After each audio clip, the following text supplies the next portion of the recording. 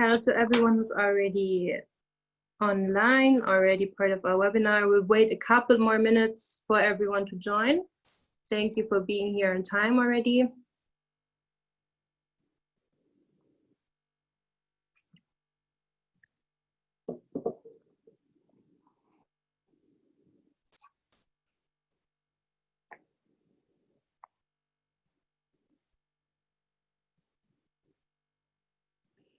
Just a couple more minutes and we'll start when we have more people joining us.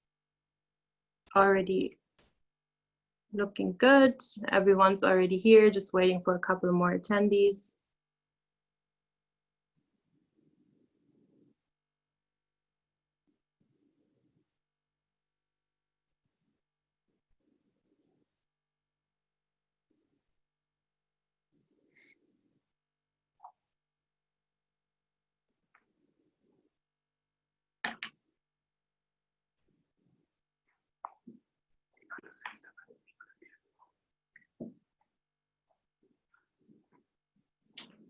Say one more minute and we'll start our event.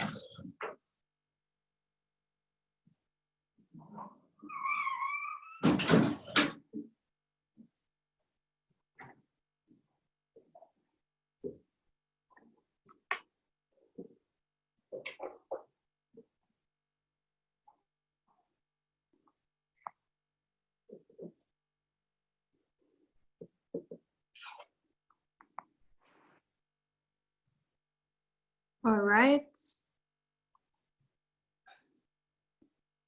I think everyone's ready to go. Then we should go. And yeah, more people will also keep joining, but I'll just start this out for now. Hello, everyone. Welcome, everyone. Welcome, Ms. Kemmer. Welcome, Dr. Walas, Schindler, Mr. Schindler, Professor Farid, and also welcome to my colleague, Johannes. It's very great that you're all here today. I'm Nawal Siman. I am the policy advisor of the Konrad-Adenauer-Stiftung for counterterrorism. And together with Johannes Wegen, the policy advisor at CAS for cybersecurity, we'll be hosting this event today. We are launching and presenting today our study on the threats of deepfakes on democracy and society, a topic that is very relevant and also very timely today, thinking of things like the upcoming US presidential elections and also seeing what happened concerning fake news and disinformation throughout the times of Corona, really. The publication we're launching today is a common project of the Konrad-Adenauer Foundation and the Counter Extremism Project Germany. The authors are here with us today. It's Professor Hany Farid. He's in Berkeley right now, and it's Dr. Hans-Jakob Schindler in Berlin. And we also today, I'm really happy to have Ronja Kemmer with us today, a member of the German Bundestag, and of course our Deputy Secretary General, Dr. Walas. Very happy to have you all. This event is being recorded as an information for all of you, and you may have noticed your microphones are muted, your videos are turned off. You do have the opportunity, however, to ask questions. We would really much like to see all your questions so we can answer them and start a discussion with you. Please do so in the Q&A section. You have the option to do this anonymously if you want to, and we will go through them and filter your questions and see that we can answer as many of them as we can in the Q&A in the end. Please always direct your questions to a specific person. Unfortunately, Ms. Kemmer will not be able to join the discussion later on, but Dr. Schindler will be available as also a policy expert. So if you have any policy specific questions for also Germany, feel free to address him directly.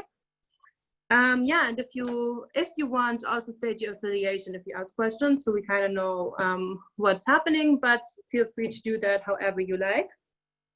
Yeah, basically, I would just like to start out, really give the word to our Deputy Secretary General, Dr. Walas, who's with us tonight and who will say some words to all of you. Yeah, thank you very much, Ms. Seemann. I would like to welcome as well everybody who is now online listening in to this program. Specifically, I would like to welcome the Member of Parliament, Ronja Kemmer, who is an expert She's spokesperson on the CDU-CSU side for artificial intelligence. And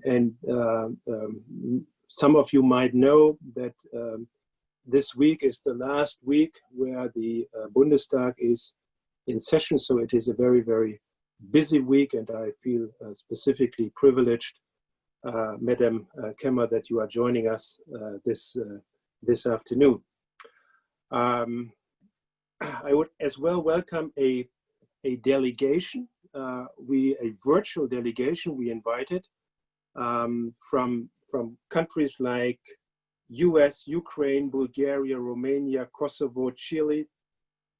They are all experts on questions of disinformation. I talked to them on Friday, and this delegation as well is accompanying us in this endeavor.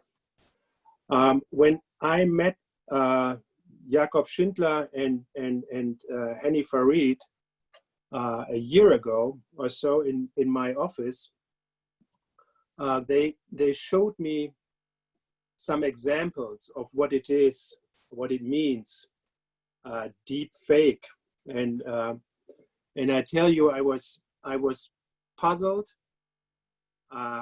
twofold, I might say. One thing that it is really, really very, very difficult to decipher what is fake and what is not fake, what is reality, and what is not. So the degree of sophistication in the meantime is very, very high. But what puzzled me even more is the fact that it seems that to have these very sophisticated deepfake, you are able to do so without really acquiring a lot of knowledge. So you have the fact that on the one hand, you have a very sophisticated product, but this sophisticated product is able to be produced by a relatively large group of people. And this will definitely have some consequences. Will have consequences not only with regard to the personalities that might be targeted, but will as well have consequences for our society, for our institutions. If you don't know, is that real, is that not real? If it is very, very difficult to respond, if the time lag between seeing the news, seeing the fake news, and then the time to respond is not immediately, and you can't do, and you are not able to do so in an appropriate way, then it is not only a question of one fake news or of one phenomena, but it really can destabilize a whole system. And that is something I think we should be very, very puzzled about. And when I saw that, Professor Farid, Jakob Schindler, and we at the Adenauer Foundation, we thought in doing a study to go a little bit deeper into the facts. And after a year, the results are now to be shown, and I'm absolutely sure that it will be not only a fascinating presentation, but that we will have a very, very interesting discussions. I'm looking forward to the comments of Member of Parliament Ronja Kemmer, and there will be time enough as well to discuss the results of the study. So I wish us all a very, very interesting afternoon. Thank you very much. Thank you a lot, Dr. Wallace. Thank you for your first words. I'm very happy to now also have Dr. Hans-Jakob Schindler with us today, the Senior Director of CEP Germany, Counter Extremism Project Germany. He co-authored the study we're launching today and especially contributed to the policy parts of it. So I'm very happy to hear him now for a couple of minutes and his input later, of course. Thank you very much. Just 1 second while I share my screen in a very brazen attempt to promote our work. There you go, and slideshow, and play from start. There you go. I hope you can see all the slides. So thank you so much for the opportunity to introduce the Counter Extremism Project today. I'm particularly grateful for the wonderful cooperation that we at CEP have with the Konrad-Adenauer Foundation, including during the production of this report, as well as the organization of this launch event. The Counter Extremism Project has developed a particularly close working relationship with the foundation, both here in Berlin, as well as with its office of the foundation in New York. And I'm proud that today we are able to present the first major report that was developed through this cooperation. Let me begin with a short summary of what the Counter Extremism Project is and what we do. The Counter Extremism Project, CEP, is a transatlantic organization that was founded in 2014. And we work both in North America as well as in Europe against all forms of extremism, from right-wing violent extremism all the way to Islamist terrorism.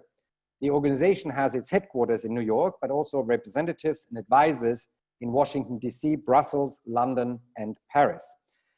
Since October 2019, however, we also have a permanent office in Berlin, as well as a separate legal entity, CEP Germany.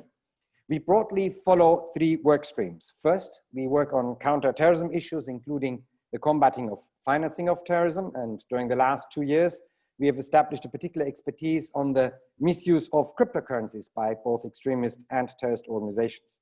In May, we published a report on this subject in cooperation with Berlin Risk, and have taken part in the ongoing public consultations of the European Union concerning a new regulatory framework for crypto values. Secondly, we work on countering violent extremism and preventing violent extremism issues. Here, the CEP has developed a particular expertise in rehabilitation programs for released terrorist offenders and has published major reports on the rehabilitation programs in the US in cooperation with our US partner Parallel Networks, and a report on such programs in Germany in cooperation with Dr. Pelzer of the Technical University of Berlin. On this issue, we're also working together with the Radicalization Awareness Network, RAN, of the European Union. And finally, we work on disrupting the misuse of internet and social media applications by extremist and terrorist groups. Here, CEP has worked in support both of the Netzwerkdurchsetzungsgesetz, Network Enforcement Act, NetzDG in Germany, as well as the planned Terrorist Content Online Regulation, TCO, of the European Union, and has over the last 3 years published a range of reports and studies on these issues, highlighting the misuse and suggesting effective and efficient regulations. It is within this work stream that the idea for the current report developed. Deepfakes are a particularly complex threat when they are misused for political manipulation. And as our report highlights, the capability to deploy deepfake technology is no longer limited to those with access to significant computational power, and therefore both malign state as well as non-state actors have increasingly the ability to misuse this technology. Furthermore, the technology has now advanced to a level that it's nearly impossible for the unsuspecting user to recognize deepfake video without the use of sophisticated technologies, risking significant political and societal disruption if this technology is employed as part of a coordinated, targeted, and widespread dis- or misinformation campaign. Therefore, analyzing the weaponization of deepfake technology for nefarious purpose fits neatly within the core area of CEP's activities, and CEP's ability to work on both sides of the Atlantic gives us a unique perspective on this emerging threat. As you will see from our report, the misuse of deepfakes for political manipulation is currently more prevalent in the United States than in Germany. Therefore, luckily, there is still time to strengthen the defenses against such misuse in Germany, and the report recommends a multi-layered approach, including legal and technical measures, as well as increasing social media literacy in Germany. I'm very honored that CEP's senior advisor, Professor Dr. Hany Farid of the University of California, Berkeley, who is one of the world's leading experts on digital forensic, was able to be the lead author of this report that is going to be presented today. And I'm very much looking forward to his presentation. Thank you very much, and looking forward to the discussion later. Thank you, Dr. Schindler. Also, we at Konrad-Adenauer-Stiftung are very happy to be cooperating with you. And I think we really managed to make a great report here that we are happy to present today. And yeah, so now we're going to get to the main part of this event, really where Professor Hany is going to present the study that he authored together with Dr. Schindler. And as Dr. Schindler just said, Professor Hany Farid is the global leader in digital forensics, so very happy to have him here. He's been able to identify many deepfakes in his career. He had some influences really with many things he did in his work before. And yeah, next to being a professor at the University of Berkeley, he's a senior advisor at CEP. And of course, we're happy to have him as a partner in the study. So I'm very happy to hear from him directly now about this new study that will be published on our website tonight, right after this event. And yeah, I'm happy to hear what he has to tell us. Good morning. Thank you very much, and thanks for having me. I'm happy to spend a little time talking with you today about the creation, weaponization, and detection of deep fakes. So I think it's first important to understand that deep fakes is really only the latest incarnation of manipulating digital media. If we go back to the beginning of photography, we have been manipulating images.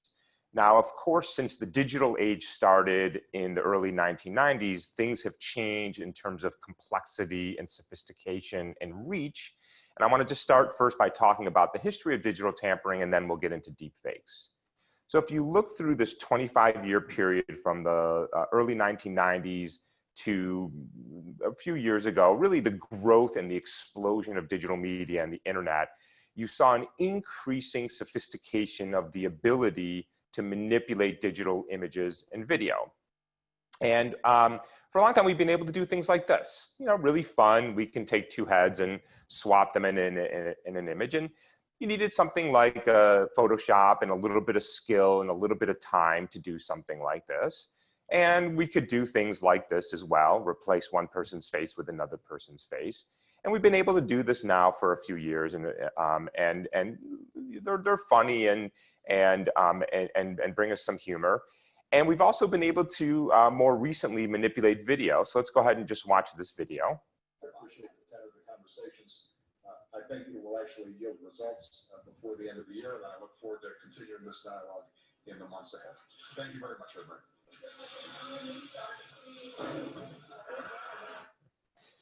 I have to say, every time I see that, I want that video to be true. So this was a YouTuber made this video. Of course, it's President Obama up until he starts walking, and then it was just spliced with the body double to kick the door down. So again, required some software and some skill and some time and some effort, but we've been able to manipulate images and video to make it seem like people have said and done things that they have not done for quite a long time now. And for that 25-year period from 1990 to 2015, I've been thinking a lot about how you authenticate that type of content. And the way we think about this type of forensic authentication is to think about the imaging pipeline. So what happens with the physics of the world? What happens when that light enters the lens and makes its way through an optical train and eventually hits a sensor, gets recorded from a light into a digital signal, gets packaged into typically a JPEG image, gets put into Photoshop or After Effects, and then ends up in Facebook or YouTube or Twitter. And through that life of the light, as it starts in the world and ends up into a digital image, a lot of very interesting things happen that you can mathematically model and then look for inconsistencies. And the field of forensics for many, many years, for decades really, has been focused on this imaging pipeline to authenticate content, and we have gotten fairly good at it. But something very dramatic happened about 4 or 5 years ago with the explosion of artificial intelligence, and more particularly machine learning and deep learning. And that's what has led to the sort of the newest revolution of deep fakes, which we're going to talk about now.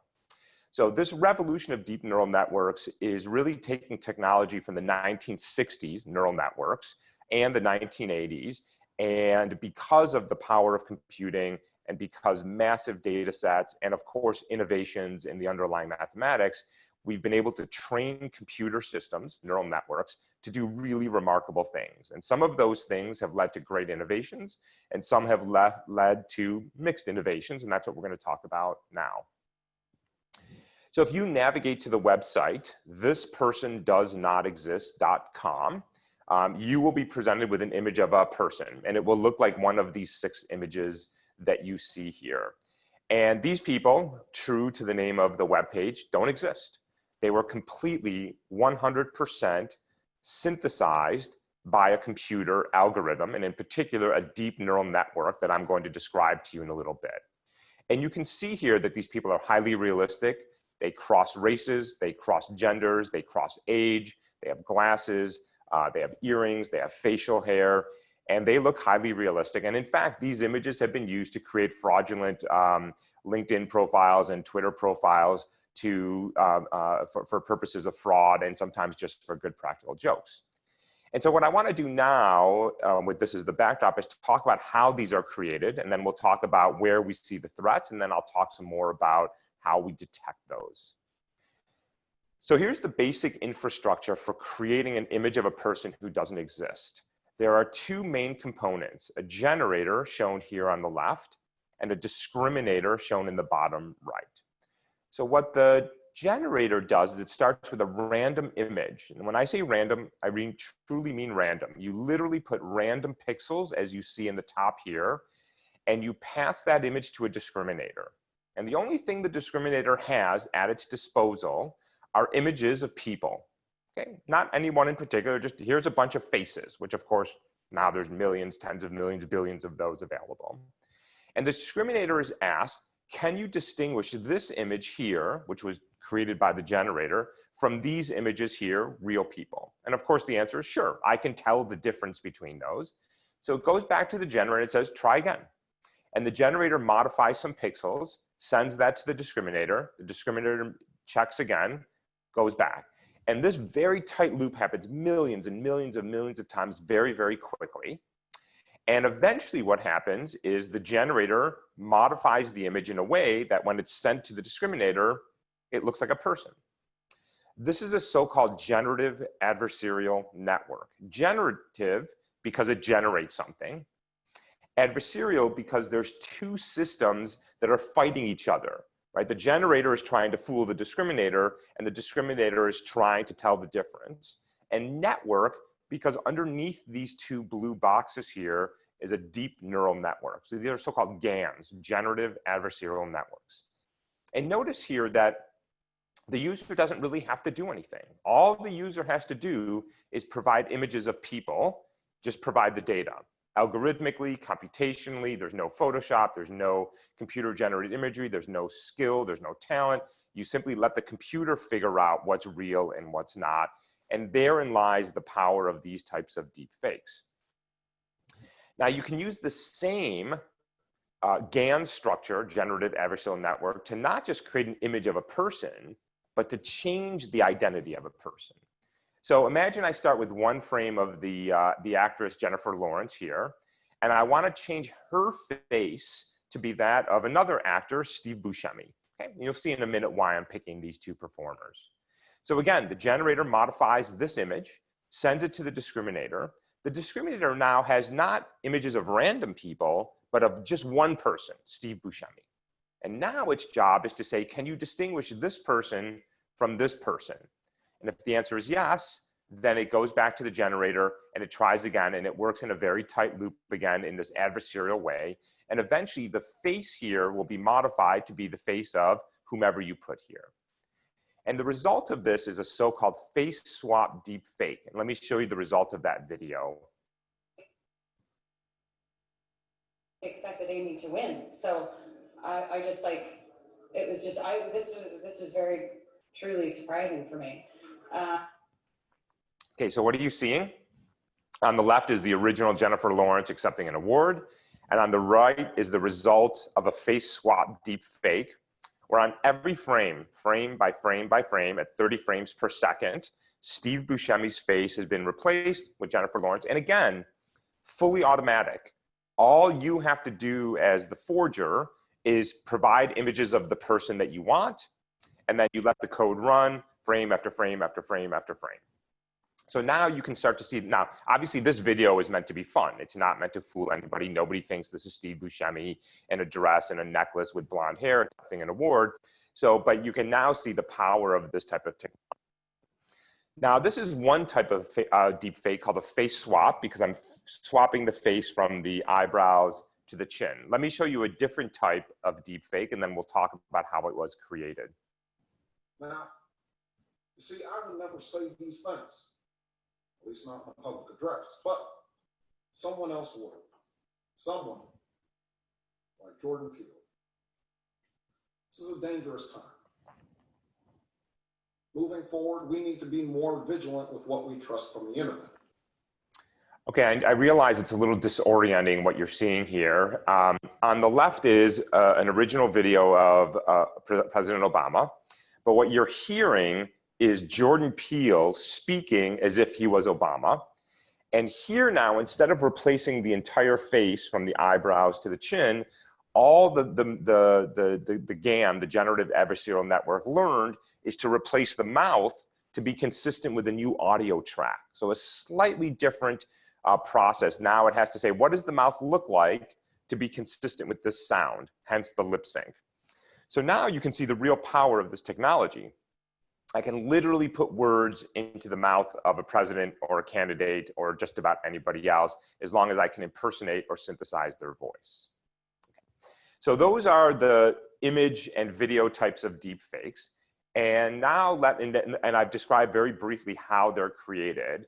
So now let me talk about where is the threat? What are we worried about? So if you look now in the landscape, the most dominant use of this type of deepfake technology is in the form of non-consensual pornography, where one person's likeness is inserted into a sexually explicit material, and then that, of course, is distributed on the internet. So that can take the form of performers, people like Jennifer Lawrence. It can take the form of investigative journalists, human rights investigators who anger people, and then they use this as a weapon against women. And again, the dominant form of this is particularly against women is in the form of this type of material, which is particularly damaging at a very individual level. Now, obviously, I think everybody can see the damage that this type of content can create for misinformation campaigns. Imagine now that we go from what was traditionally considered misinformation or disinformation or fake news, where it's simply an article or a tweet, and now you have a video of somebody saying whatever you need them to say to bolster that misinformation. Very powerful.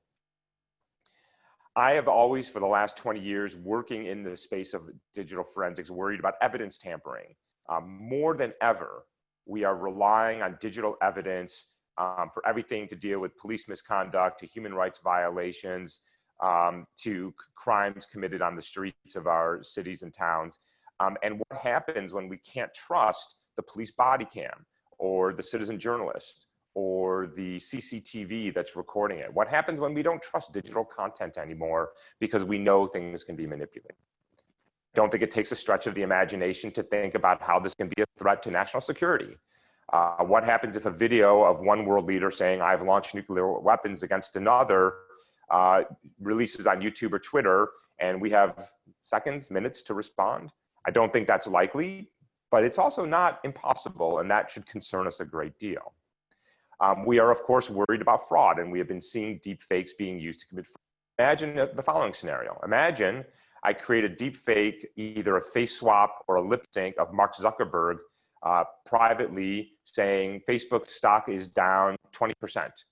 How quickly can I release that and move the market to the tune of billions of dollars? And so from non-consensual pornography on a very individual level, to misinformation campaigns on a societal level, to evidence tampering at a judicial level, national security at a global level, and fraud at an economic level, we are concerned with what happens when we enter an age when images, videos, and audios can be relatively easily manipulated and distributed and believed. Where are we as a society, as individuals, and as a democracy? And that's the landscape that we see going forward. I don't think that the deepfake technology is so advanced at this particular moment, but it is happening. And as Dr. Schindler said, we can get ahead of this if we look forward a little bit in time and not simply wait for the technology to get there and then try to react very quickly.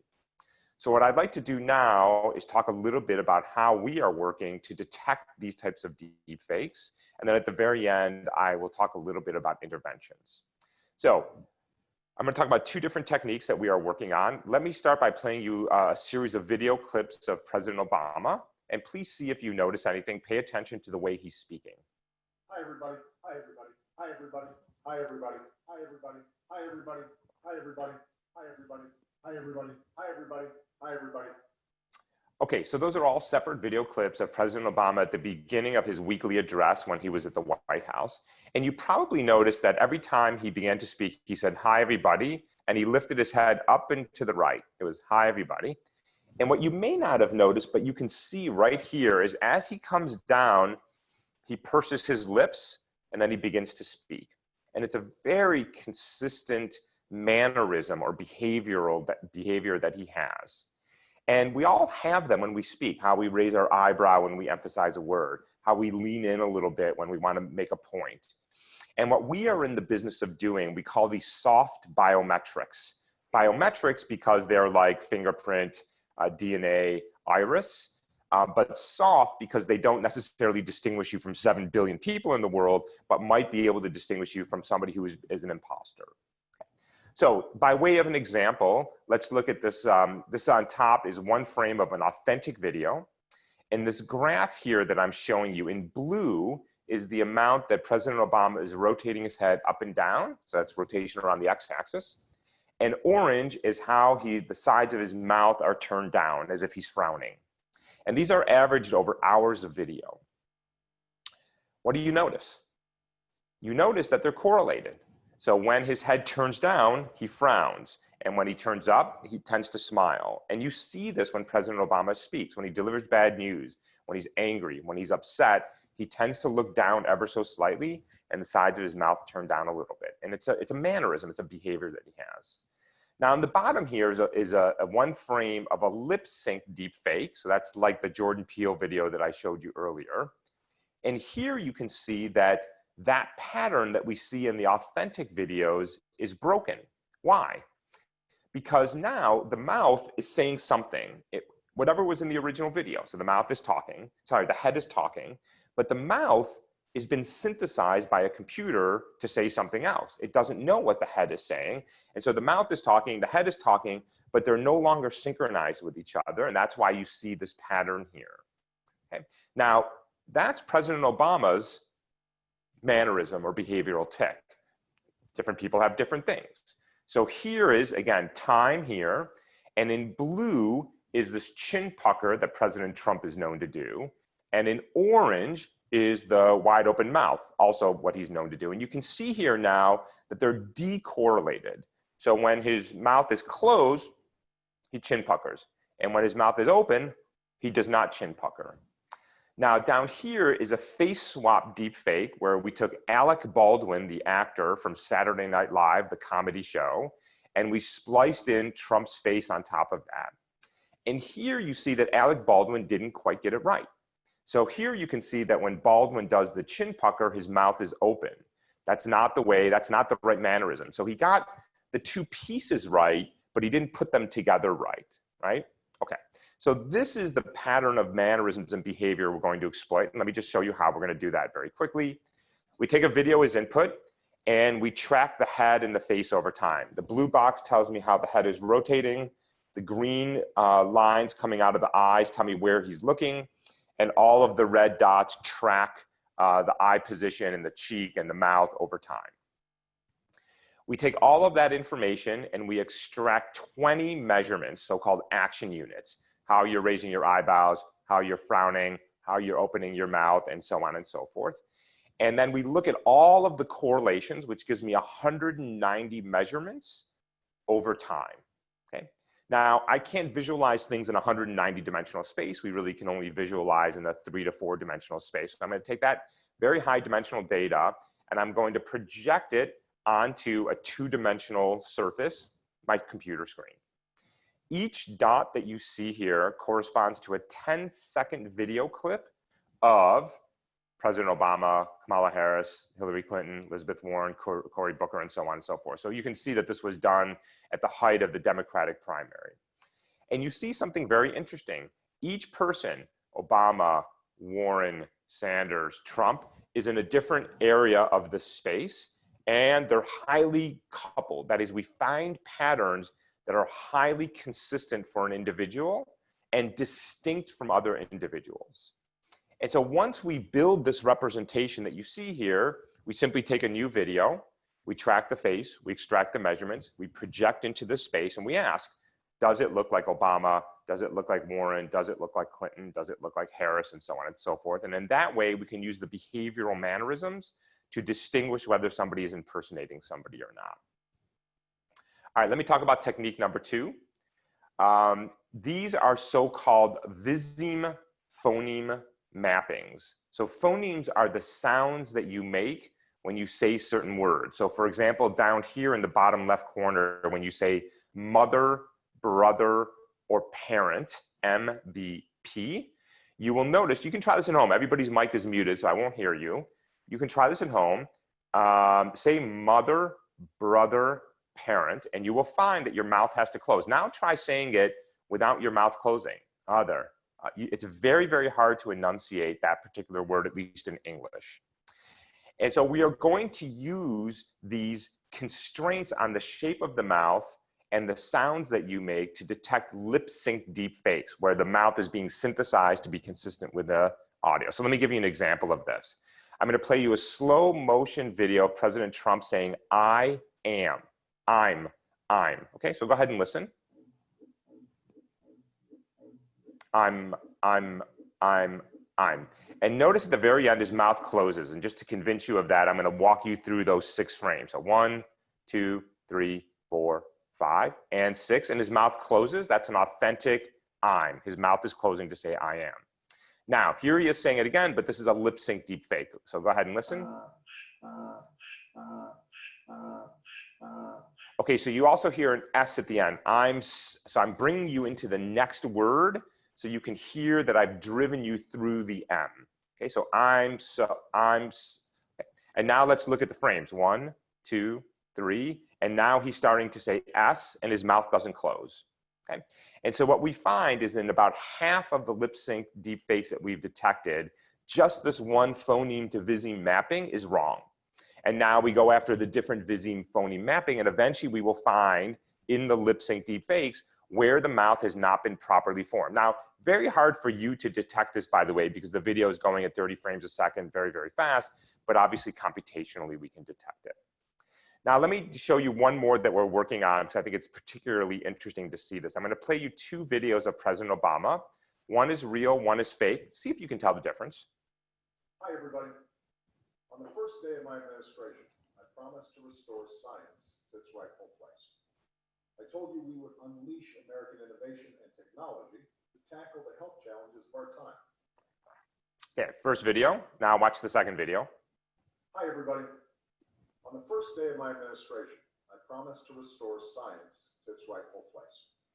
I told you we would unleash American innovation and technology to tackle the health challenges of our time. Okay. Most people, you can vote number 1 or number 2. Number 1 is real and number 2 is fake.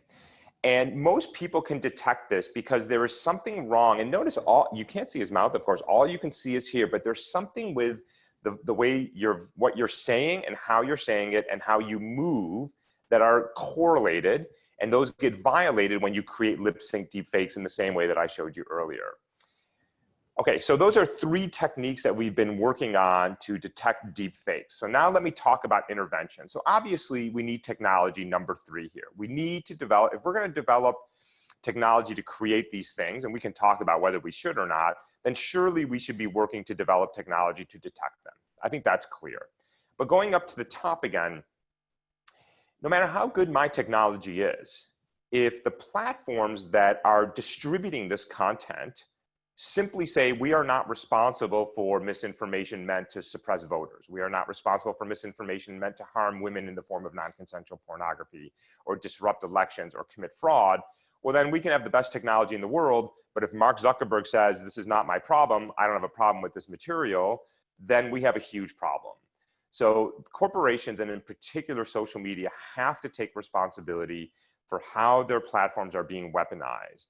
At the end of the day, the deep fakes are a threat, not just because they have democratized access to technology that can manipulate media, but they're a threat because I can also distribute that content to the tune of millions of people almost instantaneously through social media. So we have to start holding our social media platforms, Facebook and Twitter and YouTube and TikTok and so on and so forth, more responsible for taking down content that is harmful or at least limiting the reach. Now, in terms of regulation, here in the US, but abroad, there is a very vigorous, and there should be a vigorous debate about free speech. Should we have the right to do this or not? And we should have that debate, but I also argue we should have a debate also about reach. What you have to understand about social media is that it's not just that you can push speech, images, video, audio, text onto the internet, but it's that then social media tells users to read that or to watch that content. So we can argue whether you have a right to say whatever you want online, but surely we can agree you don't have a right for that private company to spread that lie to the tune of millions and tens of millions of people. The problem with social media today is that it makes its business, its profit, its billions of dollars off of hate, divisiveness, conspiratorial, outrageous, and sensational, because they know that those are the things that engage users. They don't make their money off of thoughtful debate, educational content. And so we should have, again, that vigorous debate about speech, but we should have a serious conversation about how social media is radicalizing people around the world. And I think that's the place where that algorithmic amplification we have to have serious conversations. I've already talked about technology, and of course we have to have education. Of course we have to educate the next generation of digital citizens to be critical, to think about how they digest content online, to think about how they engage with this content online, because not only can we create this fake content, not only is social media allowing me to distribute it, but then we have people who are spreading it by sharing and liking and retweeting. And we have to look at all aspects of that, the creation, the distribution, and then the spreading of it to get a handle on the misinformation that is propagating through our networks. Finally, I'll say most of the techniques that I've described and some others are available on my website here at farid.berkeley.edu. You'll find many, many technical papers and interviews that I've done over the last few years on this topic if you're interested in reading more. And with that, I'll stop and turn it back over to our moderator. Thank you so much, Hany. That was great. And this is basically what the publication is about. And you can read them right after this event when it's published. Now I'm very happy to have Mrs. Kemmer here with us today. I'm very happy to have you here. You have been a member of the German Bundestag since 2013, and you are the chairwoman of the Parliament's Committee on Artificial Intelligence. So I'm very happy to hear your take on this whole issue, and also especially to hear your take on the German context and the European context of this all. Yeah, so thank you very much. Dear ladies and gentlemen, or as Obama used to say, hi everybody. Thanks to Konrad-Adenauer Foundation for this event and also for having me today. So maybe just a few words before going more into detail about deepfake and political concerns we have about it. Let me just say a few words about the digital transformation in general, because I think, as we all probably know, that it changed and changes our everyday life, and of course also it changes the democratic processes. And I think on the one side we have seen like really great opportunities, especially when we think about free exchange of information that is not like a standard in many countries in the world.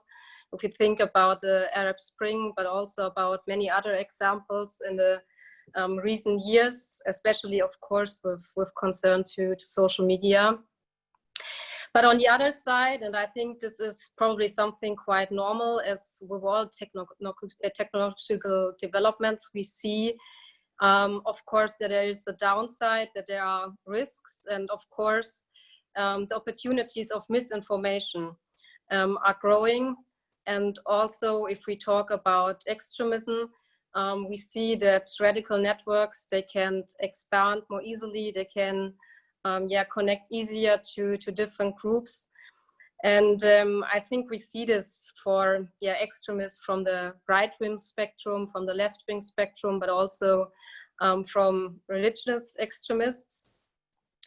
And if we see some developments even before, I would say, deepfake, I think some of them are really concerning. So for me, and for us as a parliamentarian group, as CDU-CSU, but of course also for the foundation, it always has been a topic talking about, for example, anti-Semitic extremism. And just to give you like one number, and as I said, this is all before technological development and deepfakes. We have seen in a study of the Technical University of Berlin that was done from 2007 to 2017 that anti-Semitic statements in the commentary sectors of major German online newspapers have risen by the amount of 4. And of course, this is not only like problems or developments that have effects on the online world, but of course also on the offline world. And so I think, of course, talking about extremism and how we can prevent it in the analog world, we need good prevention work. We have to really fight with all full force of the law. But for me, I think we really also have to focus more on digital channels. And as I said, you cannot really like separate the analog world from the digital anymore. And we can see that there are effects, just to mention like the really terrible terroristic attack in Halle. We have seen just a few time ago. And we see also that, I would say, new techniques like using algorithm-driven social bots or fake accounts, they also create moods, they create sentiments, and this of course can be amplified and then also absorbed by the public on the street. So therefore I want really say thanks to the Konrad-Adenauer Foundation and also to Hany Farid for this really, I think, important project with a special focus on combating extremism. And really, looking on the phenomena of deepfakes, because I think it addresses a particularly relevant and really important topic. So now talking about deepfakes, I think we see that there have been new possibilities that arise using AI and using, especially as it was mentioned before, deep learning and neural networks nowadays. So as I am a member of the Enquete Commission or Study Commission on Artificial Intelligence in the German Bundestag, we have been working on a lot of questions. And of course, AI is like the digital transformation itself is like a topic that has effects on like many issues. But we also were discussing in a project group, especially on AI and media. And for us, it has really become clear, as it just was stated before, that the possibility of producing, I would say, even more realistic looking deepfakes, they are increasing and they are getting more spread.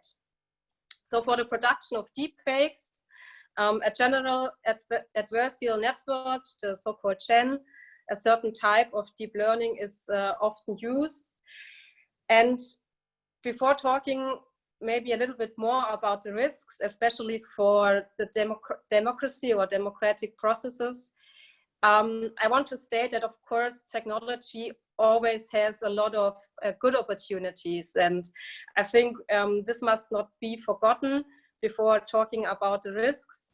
So we see that many of the developments we see nowadays, they come from the film and from the gaming industry. And many of them, of course, rely on these techniques and these technologies. So if you think about deep learning algorithms that translate a script into a storyboard or compose film music or design, of course, the virtual world of online games, it's like I said, these industries really rely on these technologies.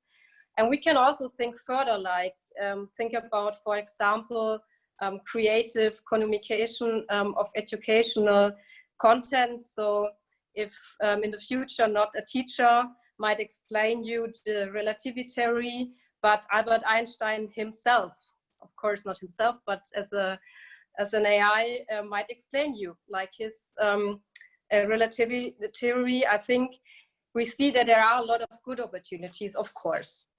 But on the other side, as I said, the technology is used, of course, for manipulative purposes, and this can really, really become problematic. And we've seen now a lot of examples just a couple of minutes ago.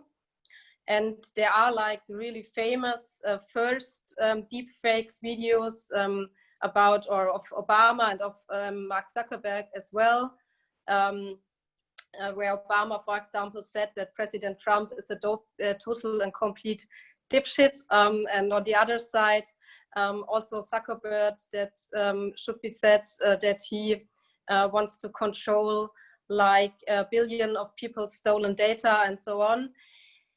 And especially the second one, I mean, it was a gag by an advertising agency, but we see that this already got like a political dimension, and these were like just the first stages of deepfake videos. And of course, technology improves. So today, in many cases, deepfakes are still detectable. And we've also seen like a lot of examples from this before. There are still some teething troubles left. Professor Farid also said something about this. So if you think about the moving or the blinking of the eyes, the imprecise geometry of the face at its whole, but also, of course, that it's always just done from a frontal view. It cannot, or nowadays it's still difficult to do it like from a side view. But we also see that, yeah, technology is really improving, and that it's the tools are spreading faster and faster. And yeah, I think that soon almost everyone will be able to produce better deepfakes, and it will even get like every day more and more difficult to distinguish only visually between a real and a computer generated video. And of course, the problem is that there are a lot of people working to improve the technology, but on the other side, people working how to detect the difference between a real and a computer generated video are really less than the other ones. So we see that there is a kind of an unfair race, I would say. So now, talking maybe a little bit more about the political impact, we also have seen this like in political campaigns in the past, and a really also like really famous example is the case of Nancy Pelosi. And to say that it was not maybe really a deep fake, it was just a video that was slowed down slightly, but then make it seem like she's drunk during a speech.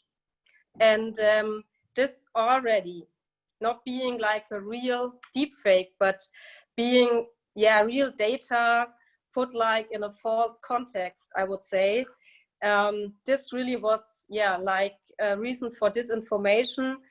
And we see that this really had already a political impact. And now we can imagine like various different scenarios that even lead to more. So perfection of this technology might lead to even, yeah, serious state crisis or even military conflicts in last case.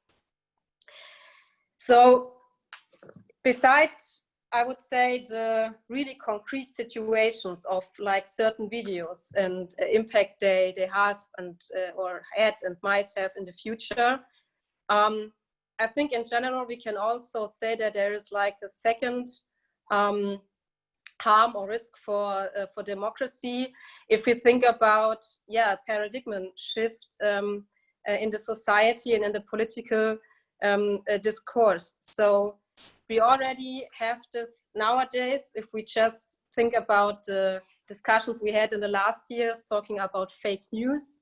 So, and really what is real and what is not real, and to distinguish between that anymore. So I think in the future, like for every statement done by a politician, but also from a businessman or from a scientist, there might also or always be the assumption like, okay, is this real or could it be a deep fake?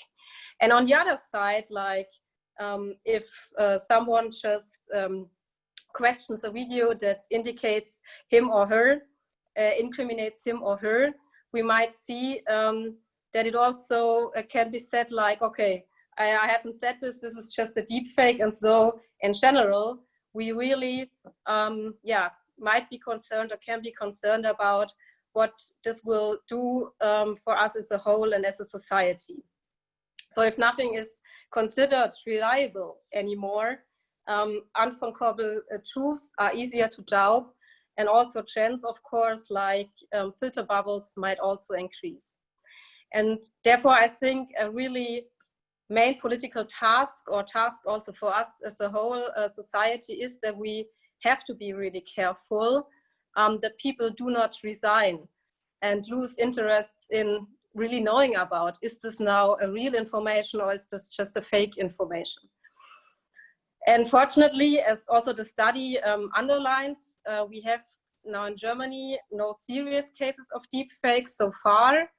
But however, if you look into the United States and also Great Britain and other neighbor countries within the European Union, it might probably only be a matter of time before we are confronted with this scenario as well. So of course, this leads to the question, what can be political answer or answers, and what is also a concrete discussed in German politics at the moment. So I think we are already addressing the issue of deepfakes in many different ways. The government discussed the issue in detail in the cabinet meeting last year in November 2019 in Meseberg. And what is done now is a wide, I would say, interdepartmental approach. So many different ministries concerning this topic. And we see, for example, the Federal Foreign Office that is dealing with deepfakes under the leadership of the Strategic Communication Steering Group. We also, of course, see the Ministry of Education and Research, and I think this is really something we have to expand, that supports research projects really to identify and combat disinformation and deepfakes. And furthermore, of course, also the Department of Cyber and Information Security of the Federal Ministry of Interior focuses on combating crime in connection with deepfakes. So, seeing the topic of media, especially, of course, social media, it is very central for deepfakes. Deepfakes, as they are the means to distribute deepfakes to an audience, that we really take more maybe that into concern, and we've done that with the Network Search Act in the past already. But of course, we have maybe to do it now further also, and this is something that the study also addresses with regard to the spread and the dissemination of deepfakes. So we are currently working on the amendment of the NetzDG, and a sample point of this is, for example, that we are stipulating comparability and traceability in the transparency reports. But also we want to, finally, that reporting channels for illegal content also are improved, which means they have to be more user-friendly, because we see that between the different platforms, there are really huge differences how user-friendly in the end these reporting channels are. Of course, this discussion, I think, will go on, and what for us is really, really important is that we find a balance. We want to create more security, and we want to set a high level of security standards, but we also, of course, want that in the future that regulations are practicable, and as I said, that they are also user-friendly. But finally, and I can totally agree with Professor Farid, we have to take the platforms have to take more responsibility to take down content that, first of all, of course, is illegal, but also content that is manipulating political discussions. It's not, like, I think, acceptable that we just think, okay, they are not responsible for anything. They are responsible. It's a business case for them. And so they really have to take more responsibility in these cases. So finally, maybe talking about what are future demands and also future demands of the study. One example, of course, is that a ban on the use of certain deepfake software. I think this has to be discussed in the future. Of course, I cannot go into every detail now, but I think we also have to find a balance. And when it comes to regulation, it's really difficult, I would say, to divide from a scientific but also from a technical point of view the issue into harmless and dangerous components of the technology and those that we really want to have. And we really have to take this technical point of view when it comes to political regulation, because if we don't take this really into account, we might see discussions, if we have seen them last year with the European Copyright Directive, where I at least think that the technological point of view was not taken enough into account. So one last point I really want to highlight from the study, and one demand I really think is crucial for the future, is that we have to improve digital literacy. I think if we want to deal with the challenge of deepfakes, we have to really improve digital education, and also beginning from an early age in school, I think. And so now we have passed the Digital Pakt Schule. We are investing 5 billion euros from the federal government for improving the technology in schools. But of course, this has to go on. And I think that the role of qualified teachers here is very central.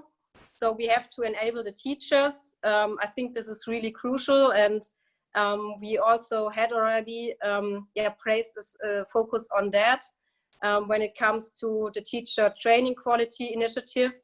But there are further steps to take, not only for the federal government, but also for the Länder.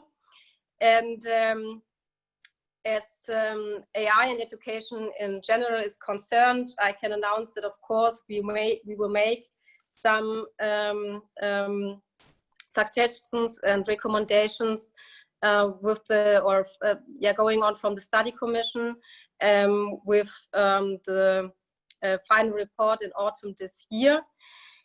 And yeah, finally, I think if we talk about the role of Germany in the future within this discussion, I think, as I said before, we also have to expand the research activities, also the research field of media forensic in Germany. And probably, as Professor Farid can confirm, the field of research in this area is not really like big, or hasn't really also expanded in the last years. So there's a lot of to do, I think. And this is also an opportunity, I think, for Germany in particular to position itself, maybe in a leading role in this field. So yeah, finally, I want again to say thank you also to the foundation again, not only for this discussion, but for the work all over the world. And unfortunately, I cannot join you for the discussion later, but really looking forward for the next time. Thank you. Thank you so much for being with us today, even though you have to leave now. Thank you so much for giving your input and being with us. Thank you. So I will now give the word to my colleague Johannes Wegen, who will start out with the first questions.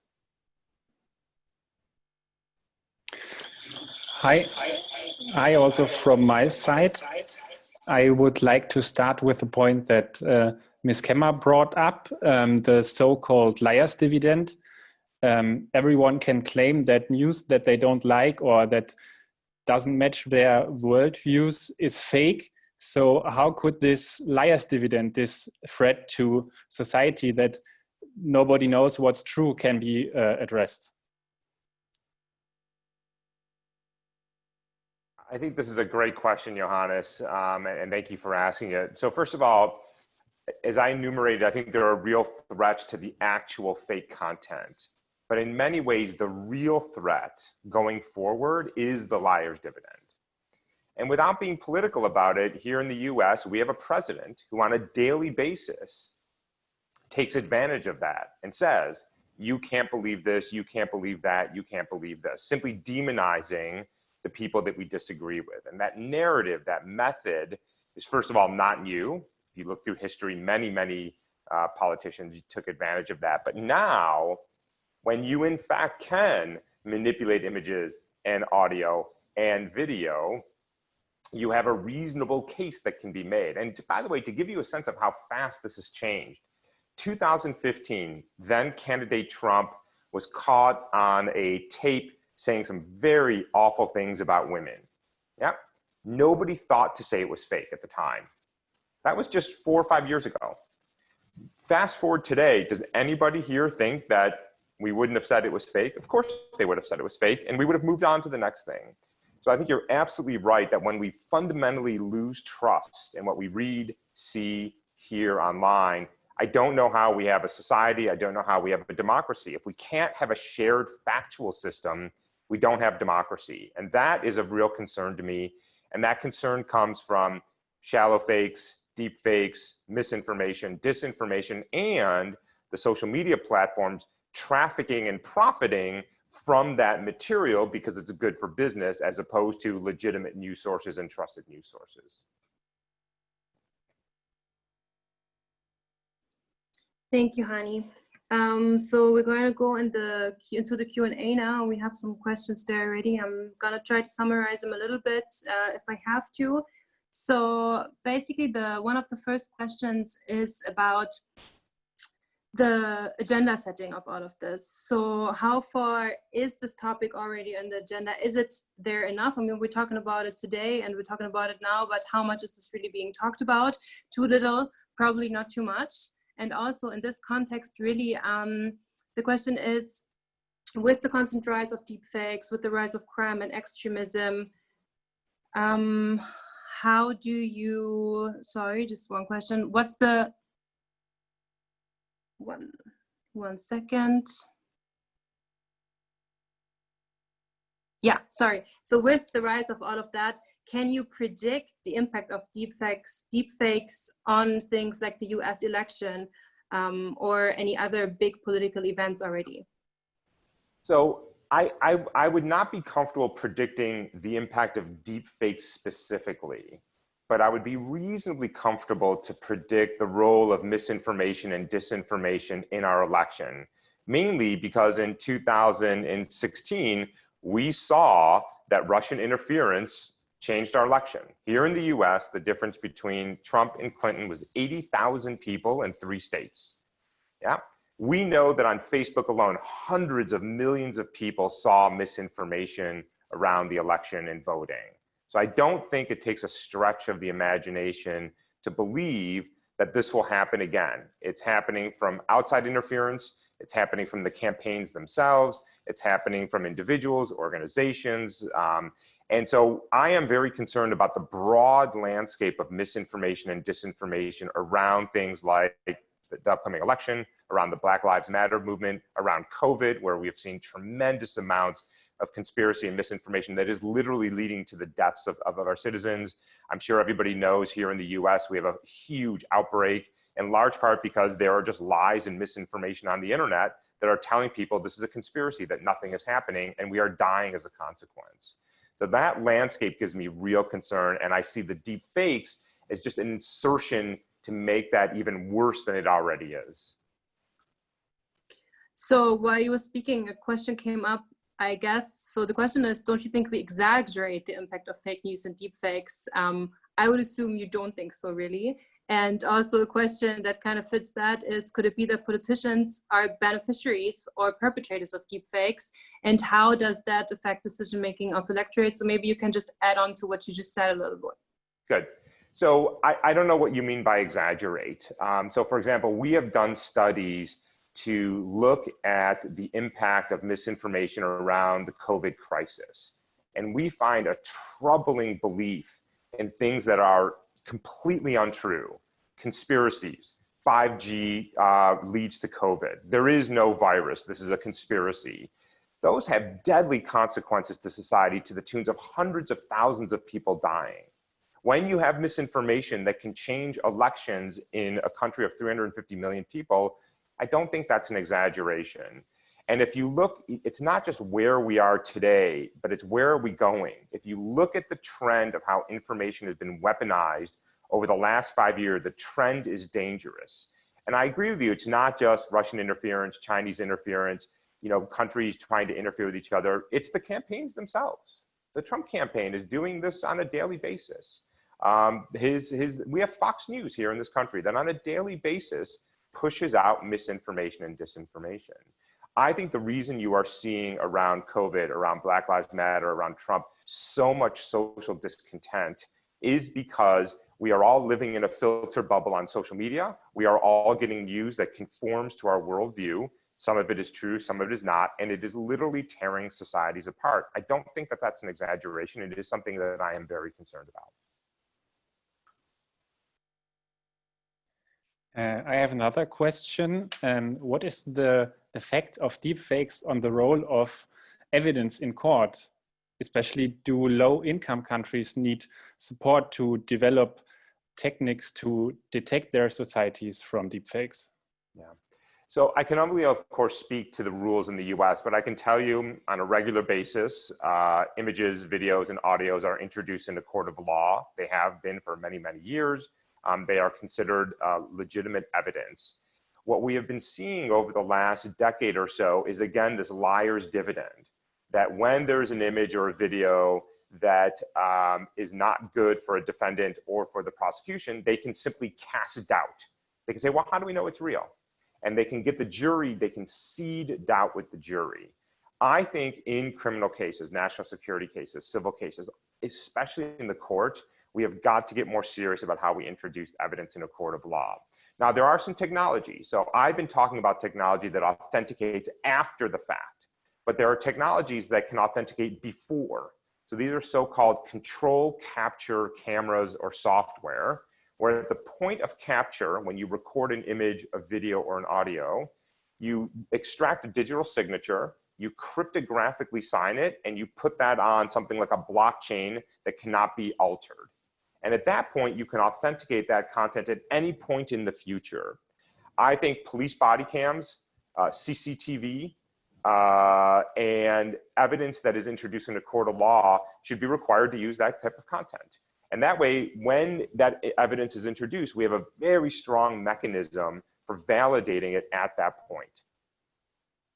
And if I can just add on to this for the German perspective, of course, digital evidence plays a very crucial role in many of the cases against foreign terrorist fighters that joined ISIL in Germany, of which we have several hundreds ongoing right now. And just to give you a feel, because CEP works with the team that investigates for the Security Council of the United Nations in Baghdad, war crimes against that ISIL committed, how important digital evidence is. We've been supporting them on a court case in a European country where two identical twins were involved, clearly involved in the big Speicher camp massacre where 1,000 Shiite recruits of the Air Force Academy were executed by ISIL, but only one was visible in the video. So ascertaining which one of the identical twins was in the video and therefore could, without a shadow of a doubt, be convicted was a very, very crucial aspect, because in particular, this terror organization made sure that there are very, very few witnesses surviving any of its crimes. So even in Germany, digital evidence on a very, very important issue of national security is playing an increasing role. And I'm just waiting for the first defense attorney to cast out on the Facebook profile or the picture or the video of the defendant.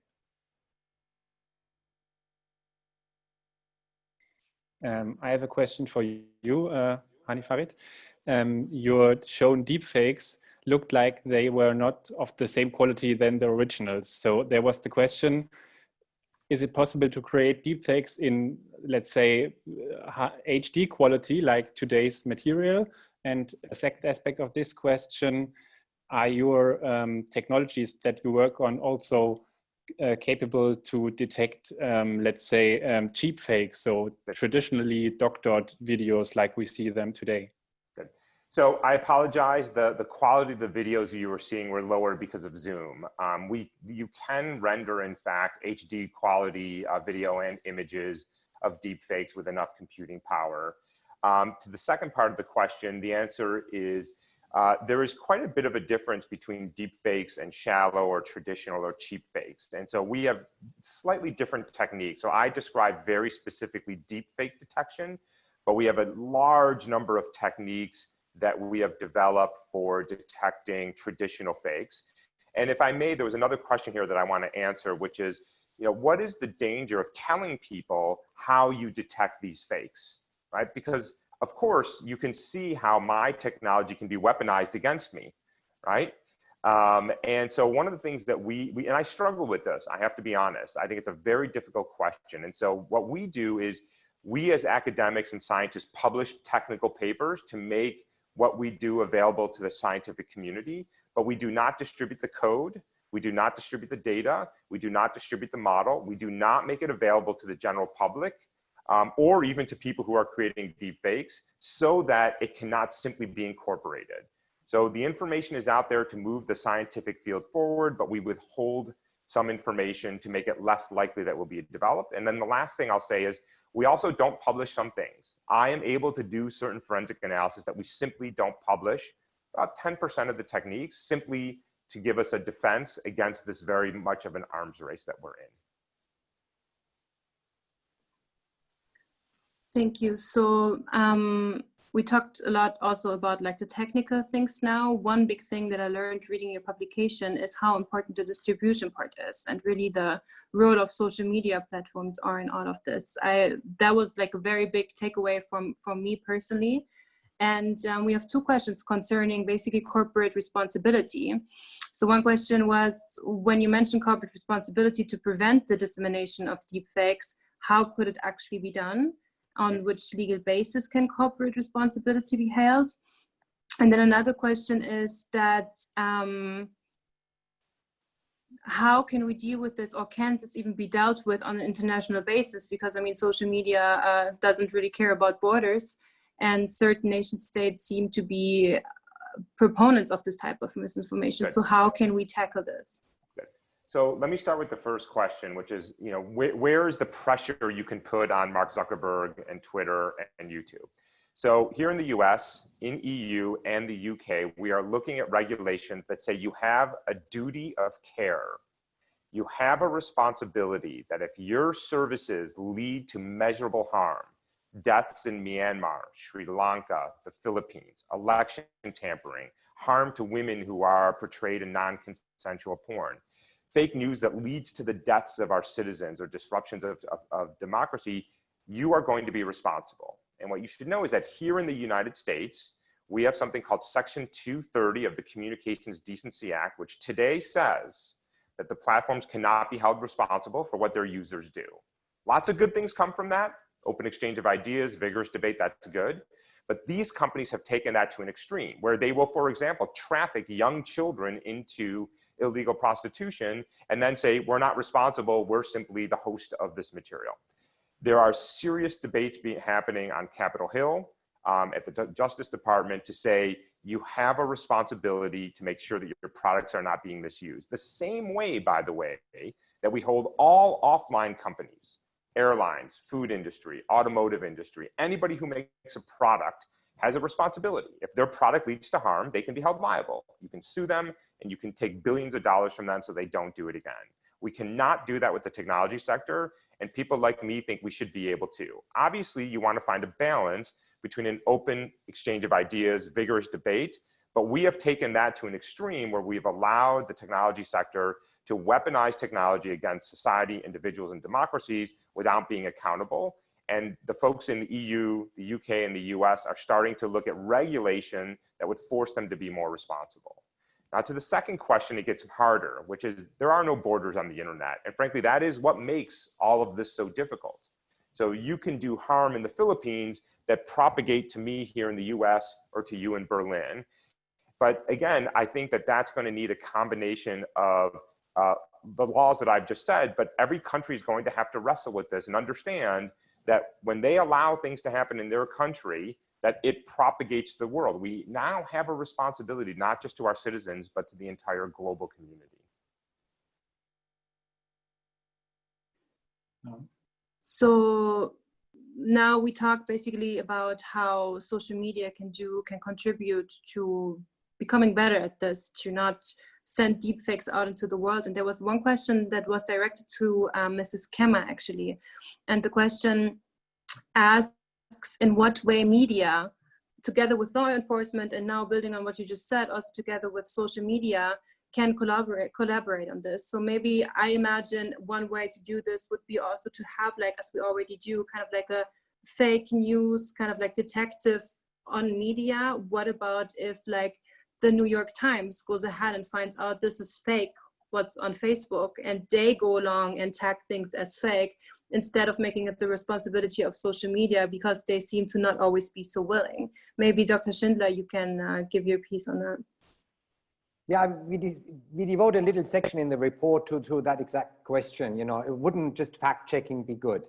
Number one, there is of course a difference, a very big difference in impact between forensic, saying after the fact this is fake, and actually preventing its harm from being done. When you talk about political manipulation, where you do not have days or weeks to react, in particular, you know, close to elections or close to parliamentary votes. In addition, there's been quite a lot of statistical data that actually been done in research previously on, you know, the dissemination of lies online. Is that number one, they spread much faster and much deeper. Misinformation spreads much faster, much deeper, because it's more better content to engage the audience with than actual real news. And even worse, that fact-checking has a very limited impact on the harm that disinformation does, and in certain aspects even amplifies the disinformation, so that if you debunk it, you basically spread it again. So it's a very, very difficult issue to tackle with, but certainly fact-checking, while it has a role, cannot be the major solution. There needs to be legal measures. There needs to be technological, as Hany said, on detection technology as well as certification of original content to augment that. The idea that we do have a free flow of information on the internet, and it will work itself out by counter speech, is simply not understanding how algorithms work. Right? Your lies, your disinformation get promoted up because it is more engaging rather than a debunking piece of news. Hany, I think you also want to add something to that. No, I think Hans said it exactly right, that, what would we like? We would like an open exchange of ideas. We would like a fair and balanced platform where we can talk about these issues, but that's not what we get. And the reason we don't get that is because social media is in the engagement driving business. They profit when you spend more time on their services. When do you spend more time on their services? Well, when they deliver you things that conform to your worldview, that's when you keep clicking. And it turns out hateful, divisive, sensational, conspiratorial content engages us. In fact, Facebook knows this because they've researched this and they know this, right? So we have to stop talking about this as if this really is the Oxford Debate Club. It is not. You are being shoved down a tunnel, whether that's a right-leaning tunnel or a left-leaning tunnel or a conspiratorial tunnel. They're all tunnels, right? And so we are not having the debate that I think, want to have about these things, because social media is manipulating you to make their billions of dollars a year. And it is those algorithms in particular that I think we should focus on, because the reality is, and I've seen some questions like, who decides what's real and what's fake? Who decides whether it's good or bad? And those are hard questions, and I don't think anybody has good answers, but we can at least agree that we should have the algorithm should be balanced, that the algorithm shouldn't drive you in some direction because that conforms to your worldview. I don't think that's good for us as individuals. I don't think it's good for society, and I don't think it's good for democracy.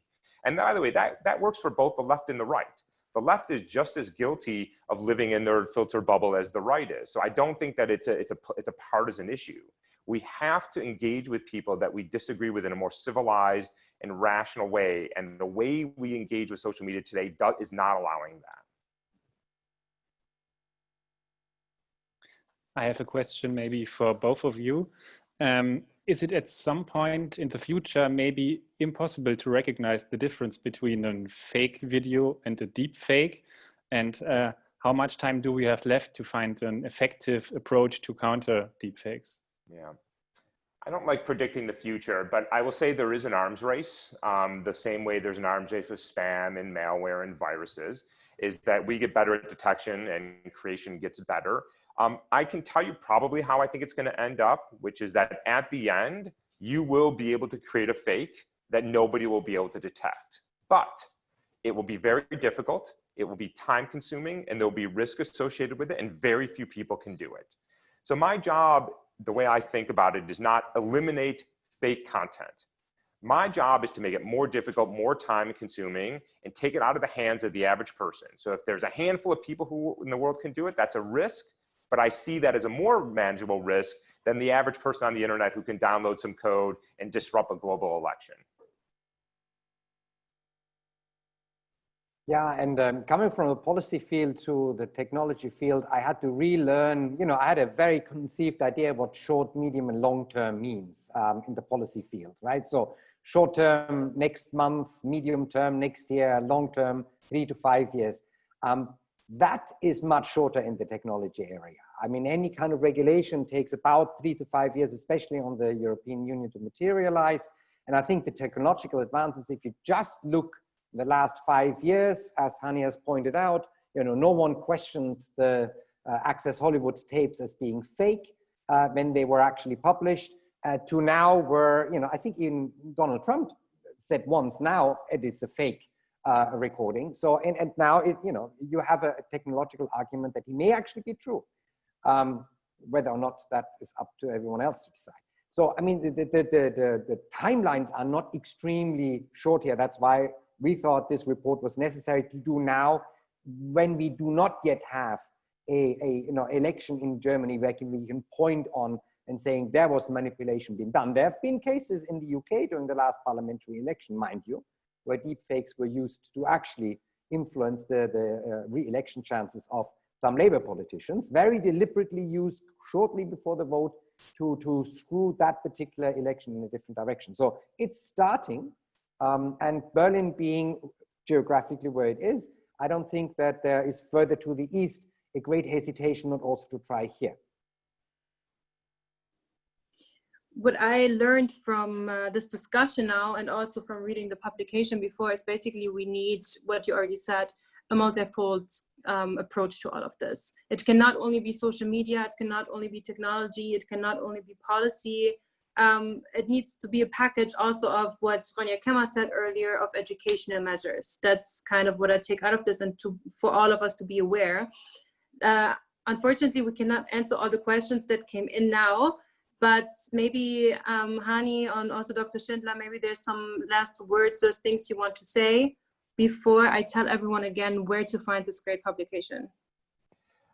I'll just say a last few words. So first of all, thank you for the conversation. Thank you for the great questions. I think there are complex things facing us. I don't think they're easy, but we have seen in the last 20 years, technology make remarkable changes to our society, many of them very, very good. I mean, the fact that we can sit here today and I can talk to 150 people around the world simultaneously with video and presentation is a phenomenal technological innovation, and we should be grateful for that. And what I see, though, at the same time is how that same technology and similar technologies are being weaponized against our society. And I don't think we're not saying technology is bad, but we're saying we've got to start getting a handle on how technology is being weaponized against us as individuals and societies and democracies. And I think we can. I think, as you said, it takes a balanced view of things. It's a combination of sensible regulation, corporate responsibility, education, and just simply growing up a little bit as a sector. The fact is the technology sector is very young. And I think it has been driven with the move fast and break things motto of Facebook. And I think we can do better than that. And I think we deserve better than that. Yeah, also, of course, thank you from my side for this wonderful event and for all the support we got throughout the creation of this study. I just want to close with the argument that we at CEP, as Hany, are doing all the time, is that this is a mature industry. The guys running the industry may be young age-wise, but they're very mature when it comes to making money. This is no longer, I have a garage and I'm developing the Apple computer type of industry now, especially when we're talking about social media, where a handful of platforms have, reached near global monopolies. And as this industry matured, it simply should be treated like any other mature industry, where we are not condemning the industry and we are not thinking the industry is saving society here. It's just a technology that can be used for good and for bad purposes. And as with seatbelts or airlines or banking transactions, we need this technology, but we also should feel that we have the right as a society to decide what are the responsibilities of companies and not let the companies decide of how our reality will be shaped. Because as the study says, there is a staggeringly increase in the last 5 years of the consumption of news exclusively or primarily via social media in Germany. So it's no longer your television or your radio or even your print newspaper that shapes public opinion.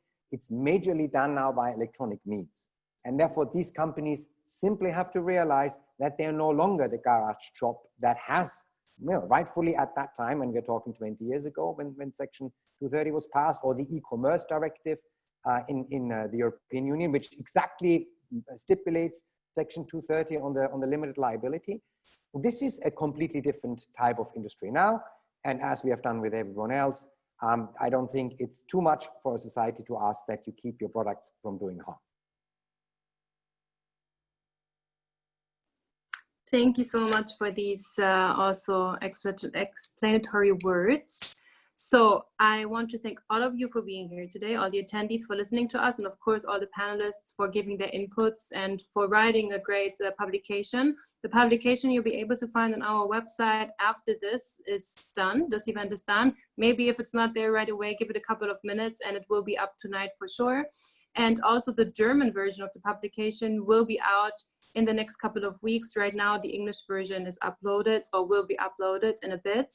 And yeah, I'm happy. I know for sure that the Konrad-Adenauer-Stiftung, and I'm sure also that CEP is happy to like keep engaging in this discourse with all of you, with each other. I think this is a topic we need to push forward, and we will work on this, continue working on this. And yeah, hopefully with the contribution of all of you experts and interested people, and also the people who are just interested in this topic, because as we said, education plays a big part of this. So thank you to everyone. And yeah, Hany, have a great day. Everyone else, have a great night. Thank you so much, Thank everybody. you so much. Thanks for the great questions.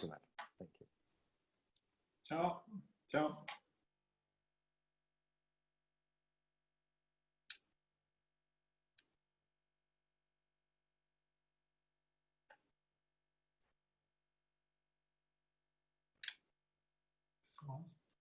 Ich bin noch als einzige drin gewesen.